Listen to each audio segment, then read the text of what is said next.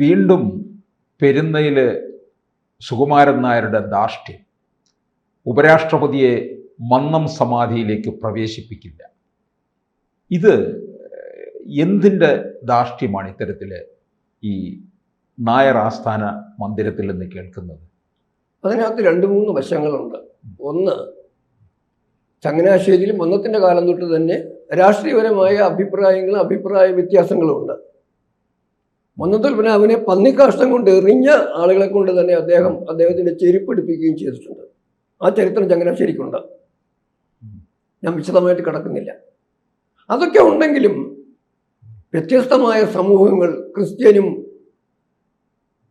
ഹിന്ദുവും ഒക്കെ, അതിൽ പ്രത്യേകിച്ച് നായർ NSS ഒക്കെ സഹകരിച്ച ഒരു പ്രദേശമാണ് അവിടെ.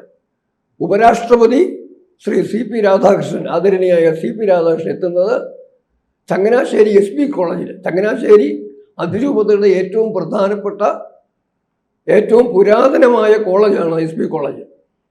ആ SP കോളേജിലെ പരിപാടിക്ക് വരുമ്പം നമ്മളൊന്ന് സാധാരണ അയൽവക്കത്താണെന്ന് വിചാരിച്ചു. ഒരു ഗസ്റ്റ് വന്നാൽ വേണ്ട സൗകര്യം ചെയ്തു കൊടുക്കുകയല്ല ചെയ്യുന്നത്. അതെ, ഹെലികോപ്റ്റർ ഇറങ്ങുന്നതിൻ്റെ സൗകര്യം NSSന്റെ കോമ്പൗണ്ടിലാണ് ഉള്ളത്. അവിടെ ഇറങ്ങുന്നു. NSSന്റെ ഗസ്റ്റ് ഹൗസ് കൊടുത്തിട്ടുണ്ടെന്ന് തോന്നുന്നു. ഗസ്റ്റ് ഹൗസിന്റെ എനിക്കറിയില്ല, അതിന്റെ ആവശ്യമുണ്ടെന്ന് തോന്നുന്നില്ല. അവിടെ ഇറങ്ങുന്നത്, അവിടെ ഇറങ്ങിക്കഴിഞ്ഞാൽ സ്വാഭാവികമായിട്ടും അവിടെ ഇറങ്ങുന്ന ആള് മന്നസമാധിയിൽ ഒരു പൂട്ടിട്ട് വന്നില്ലെങ്കിൽ സമൂഹം ചോദിക്കും, ചങ്ങനാശ്ശേരി വന്നിട്ട് അങ്ങനെ ചെയ്തില്ലല്ലോ എന്ന് ചോദിക്കും.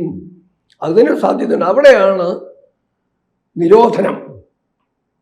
ഒരു കാര്യം ആദ്യം തന്നെ ഞാൻ പറയട്ടെ. രാജ്ഘട്ട് മഹാത്മജിയുടെ സമാധി സ്ഥലമാണ്.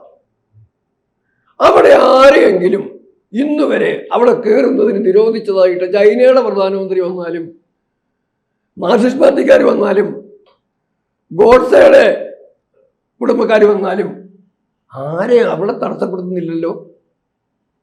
പിന്നെ ഇവിടെ ചങ്ങനാശ്ശേരി മാത്രം ഈ പ്രത്യേകത എന്താ? ഒരൊറ്റ ഉത്തരവാണ്. ആദ്യത്തെ ഒരു ഉത്തരവ് എന്താന്ന് പറഞ്ഞാൽ, മന്നത്ത് പത്മനാഭൻ എന്ന് പറഞ്ഞാൽ വാല് മുറിച്ച് കളഞ്ഞ നായരാണ്. അതുപോലെ തന്നെ കേരളത്തിൽ പലരും ഉണ്ട്. മന്തുലനാഭൻ, O രാജഗോപാൽ, കുമ്മനം രാജശേഖരൻ, ഇവരൊക്കെ ആ ഒരു തലത്തിലാണ്. പക്ഷെ വേറെ ചിലരുണ്ട്, വാലിനെ കയറി മുറുക്ക പിടിച്ചവരുണ്ട്. EM ശങ്കുതരം Namboodiripad, Achutha Menon, MM Govindan Nair, PK Vasudevan Nair. ഇപ്പോഴവസാനം അവിടെ ഇത് സ്വയം പോപ്പ എന്ന് പറയുന്ന സുകുമാരൻ നായർ. ആ വാല് മുറിച്ചു കളയാത്തവർക്ക് വാലിന്റെ പേരിൽ വാലെങ്ങനെയാണ് ആയുധമായി പ്രയോഗിക്കേണ്ടെന്നൊരു സംശയം. ഒന്നത്. അടുത്ത ഒരു വിഷയം കൂടെ ഞാൻ പറയാം. അവിടെ ഇത് പ്രധാനമന്ത്രി നരസിംഹറാവു വന്ന കാലത്ത് സുരക്ഷയുടെ ഭാഗമായിട്ട് അവിടെ പോലീസ് നായ കയറിയത് ഒരു വലിയ വിഷയമാക്കിയെന്ന്. കാരണം നരസിംഹറാവു സോണിയയുടെ പക്ഷക്കാരനായി. സുകുമാരനും കൂട്ടരൊക്കെ സോണിയാ പക്ഷത്തിന്റെ ആളുകളാണ്. ഒരുപക്ഷെ അതായിരിക്കും, അല്ലെ കരുണാകരനുള്ള വിരോധമായിരിക്കും. ഇദ്ദേഹം അന്നും വലിയ വിഷയമാക്കി. ആ പോലീസ് സെക്യൂരിറ്റിയുടെ ഭാഗമായിട്ട് കയറി പരിശോധിച്ചാൽ എന്താ കുറ്റം പറയാനുള്ളത്? ഇവിടുത്തെ നായരെല്ലാം ഇളക്കി, മനുസമാധിയിൽ കയറി അതിനെ അപമാനിച്ചു എന്നൊക്കെ പറഞ്ഞ്. സത്യത്തിൽ അങ്ങനെ പറയേണ്ട കാര്യമുണ്ടോ?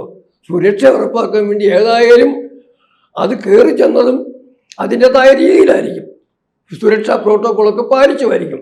പക്ഷെ വാർത്ത കൊടുത്തപ്പോൾ അതിനെ അങ്ങനെ ആക്കി.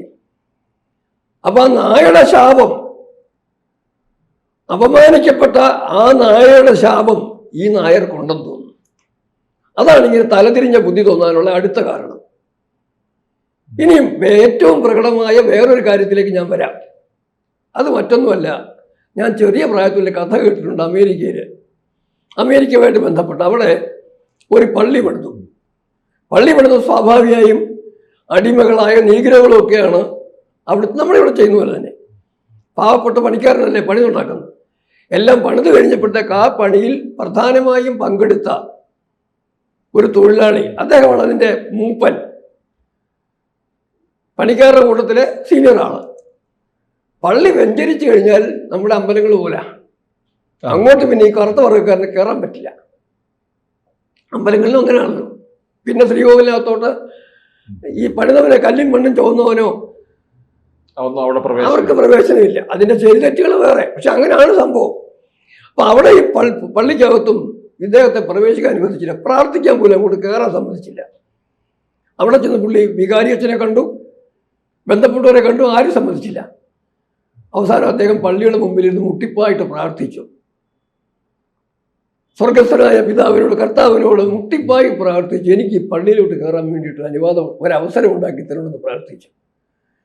ഈ പ്രാർത്ഥന കൂടുന്തോറും അവിടെ സ്വർഗസ്ഥനായ പിതാവിന് ഇനി പുറപ്പിക്കുന്നില്ല. അങ്ങനെയാണല്ലോ ദേവന്മാർക്കൊക്കെ, അങ്ങനെയാണല്ലോ. നെഞ്ചു പൊട്ടി വിളിക്കുന്ന ഭക്തന്റെ വിളി കേട്ട് കഴിഞ്ഞാൽ അടങ്ങിയിരിക്കാൻ ഒരു ദൈവത്തിനും കഴിയില്ല. അവസാനം ഈ പ്രാർത്ഥനയുടെ ശക്തി കൂടിയപ്പം അദ്ദേഹം ഭഗവാൻ ഇവിടെ യേശു ക്രിസ്തു തന്നെ നേരെ വന്ന് ദൈവത്തിന് മുമ്പിൽ വന്ന് കണ്ടു. ചോദിച്ചു, മകനെ നിനക്ക് എന്താ വേണ്ടതെന്ന് ചോദിച്ചു. മകനെ നിനക്ക് എന്താ വേണ്ടതെന്ന് ചോദിച്ചപ്പോഴത്തേക്ക് തൊഴി കൈകളോടെ മുട്ടക്കുത്തി നിന്ന് ഈ പാവം പറഞ്ഞു, എനിക്ക് വേറെ ഒന്നും വേണ്ട, ഞാൻ അങ്ങയ്ക്ക് വേണ്ടി ഒരു ആലയം പണിതു, ദേവാലയം പണിതു. അത് വ്യഞ്ചരിക്കപ്പെട്ട് കഴിഞ്ഞപ്പോൾ എനിക്ക് എന്നെ കൂടെ കയറാൻ സമ്മതിക്കുന്നില്ല. അതുകൊണ്ട് എന്നെ ഒന്ന് അകത്ത് കയറി പ്രാർത്ഥിക്കുന്നതിന് എനിക്ക് അവസരം തരണമെന്ന് പറഞ്ഞു. നമ്മുടെ കർത്താവ് യേശു ക്രിസ്തു ഈ തൊഴിലാളിയോട് പറഞ്ഞൊരു വാചകമുണ്ട്, മകനെ നീ അതല്ലാതെ വേറെ എന്ത് വേണോ ചോദിച്ചു. കാരണം അതിനകത്ത് അവന്മാരെന്നെ കയറ്റുകയില്ല, പിന്നെ എങ്ങനെ നിന്നെ കേട്ടാ ഞാൻ പറയുന്നെന്ന് ചോദിച്ചു. ഇത് തന്നെയാണ് മന്നസമാധിയിലെ അവസ്ഥ. മന്നസമാധിയിലെ മന്നത്തൊഴിലാവന്റെ ആത്മാവ് ഉണ്ടാവില്ല എന്ന് ഉറപ്പാണ്. അല്ലെങ്കിൽ സൂര്യനെല്ലി കേസിലെ പ്രതിയായിരുന്ന, കേസിൽ നിന്ന് വിട്ടുപോയ കാര്യം ഞാൻ മാറ്റുന്നു, PJ കുര്യനും കേരളത്തിലെ വരികയും പോവുകയും ചെയ്യുന്ന മുഴുവൻ രാഷ്ട്രീയക്കാർക്കും കയറി ഇറങ്ങി നിരങ്ങാൻ അനുവദിക്കുന്ന NSS കോമ്പൗണ്ടിലേക്ക് ജഗദ്ഗുരു സത്യാനന്ദ സരസ്വതി തിരുവടികൾ ചെന്നപ്പം അദ്ദേഹം വരുന്നു എന്ന് കണക്കാക്കി 1 മണിക്കൂർ മുമ്പ് ഗേറ്റ് അടച്ചിട്ടു ചങ്ങനാശ്ശേരിയിൽ. പിന്നീട് പലരും വന്നപ്പം, സുരേഷ് ഗോപി വന്നു, പലരും വന്നപ്പോഴും ഗേറ്റ് അടയ്ക്കുകയും കയറാൻ അനുവദിക്കാതിരിക്കുകയും ചെയ്തു. ഇത് ധാർഷ്ട്യമെന്നാണ് പലരും പറയുന്നത്. ഞാൻ ധാർഷ്ട്യമൊന്നും പോലും തന്നെ പറയില്ല. ആ വാക്ക് പോലും വളരെ കുറവാണ്. പറയേണ്ട വാക്ക് ഇവിടെ പറയാൻ പറ്റില്ല. ശരിക്കും പറഞ്ഞാൽ എന്താ ഇങ്ങനെ സംഭവിക്കുന്നത്, ആരെ ഒന്നും ചോദിക്കാത്തൊരു ചോദ്യം വരും. ആ ചോദ്യത്തിന് ഉത്തരം പറയേണ്ടത്, ഇത്രയൊക്കെ സംഭവിച്ചിട്ടും അതിലൊന്നും അമർഷമുണ്ടാവാതെ, അതിലൊന്നും ലജ്ജ പോലും തോന്നാതെ, പിന്നെ ജാതി കോമരങ്ങളുടെ പിടിച്ചെടുത്തിയ അധികാരത്തിന്റെ പേരിൽ അഹങ്കാരം കാണിക്കുന്നവരുടെ പിന്നാലെ പോകുന്ന രാഷ്ട്രീയക്കാരെയാണ് എനിക്ക് പറയാനുള്ളത്. ഈ മനുഷ്യന്റെ ഈ ധാർഷ്ട്യത്തിന്റെ മുമ്പിൽ കൈകുപ്പി ഇത്രയും കാലം നിന്നിട്ടും ഞാൻ ആരെ ഉദ്ദേശിക്കുന്നത് അങ്ങക്ക് മനസ്സിലാവും. വീണ്ടും അങ്ങേരുടെ സവിധത്തിൽ ചെന്ന് കൈകുപ്പി പലരെ കണ്ടിട്ടുണ്ട്. NSS മന്നം ശതാബ്ദി അല്ലെങ്കിൽ ഞാൻ ജന്മദിനം, ഇതിനൊക്കെ ചെല്ലുമ്പോഴത്തേക്ക് മന്നത്തിന്റെ സമാധിയിൽ നിന്ന് ഫോട്ടോ കാണത്തില്ല. മാറി നിന്ന് മണിച്ചാട്ടന്റെ മുമ്പിൽ ചെന്നിട്ട് കയ്യും തൊഴിക്കുന്ന ഒരു ഫോട്ടോ. ഇന്നലെ ഞാൻ NSSന്റെ മന്നസമാധി പരിപാടിയിൽ പങ്കെടുക്കാൻ പോയി, അതിന്റെ ഫോട്ടോ ഇല്ല, മണിച്ചാട്ടനെ കണ്ടതിന്റെ ഫോട്ടോ. ശരിക്കും പറഞ്ഞാൽ ഇത്ര അഹങ്കാരം കാണിക്കാൻ ആ മനുഷ്യനെ അനുവദിക്കുന്നത് ഈ കൂട്ടരാണ്. ഈ നായർ സമുദായം, നായർ സമൂഹത്തിലെ പിള്ളമാരും നായന്മാരും പണിക്കരന്മാരും മേനന്മാരും എല്ലാം. ചില വെള്ളമാരാണെങ്കിൽ വെള്ളാപ്പള്ളിയും സുകുമാരനും കൂടെ യോജിക്കുമോ എന്ന് കേട്ടപ്പോൾ ഓടിച്ചെന്നിട്ട് ഇങ്ങനെ പറഞ്ഞുകൊണ്ടാണോന്നറിയില്ല ആ പരിപാടി നിന്ന് നിർത്തി. എനിക്കൊരു കാര്യം പറയാനുള്ളത്, അവസാനം ഞാൻ പറഞ്ഞു നിർത്തുക, അവിടെ പെരുന്നയിൽ മന്നത്തുൽരാമന്റെ ആത്മാവ് ഉണ്ടാവില്ല.